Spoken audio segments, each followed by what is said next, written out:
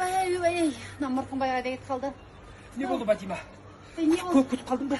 Нормально. Сөйлесіп ба, не дейді өзі? Ойбай, менеджер миымды қатырды. Жеке жүйеме тиіп жатыр ғой. Не дейді енді? Опы 16 болу керек дейді.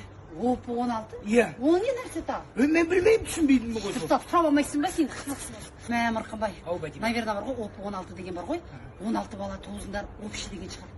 Ой, қайдағы 16 бала? Өзің болса 9-шы балаң босанmış, өзің еще квартирада тұрасың. Нервыма тие бермейді, әрқайсысың бір. Мырқымбай, нервымды басшы айналайын. Одан да үйге барайық та, анау Дәулеттенің бар ғой, иә? Еті не дейтін акциясы жүріп жатыр дейді. Соны барып көріп алайықшы, содан бірдеңе түсінеміз, а? Қайдағы еті десе, аяғы ауыр емес па? Қайсы десе? Жақсы. Фу, немене үстіңізде майдың иісі жаман шығып кеткен ғой. 5 литр майды бүйтіп құйғансыз ба, не істегенсіз? Өткенде Дәулеттің парақшасында айтқан жоқ па? Әйел деген күйеуін жұмыста әп-әдемі болып күтіп алу керек деп. Қарамайсыз ба өз-өзіңізге?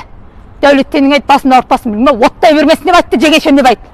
Азынан кешке шейін 6 бала шалағанмен үйде тамақ пісіріп, ары-бері жүгіріп жүрсе көреді май сасымаған. Ойбай, оттай бермесін деп қойсыз. Өткенде карантинде 42.500 алған кезде, жақсы болды. Осы баланың арқасында 42.500 алдық. Декретіне миллион алған кезде де жақсы бала екен, алтын бала екен осы бала деп жатыр едіңіз ғой. Бүгінгі. Сол Дәулеттен ба? Иә. Енді сен де бір Дәулеттен деп айтпайсың ба маған? Айттым ғой, Дәулеттен деп айттым ғой. Сен Дәулеттен деп айттың. Дәулеттен деп айту керек еді. Какая разница? Дәулеттен болды емес па? Адам жынына тиме. Тырнағына татымайсың сол Дәулеттеннің.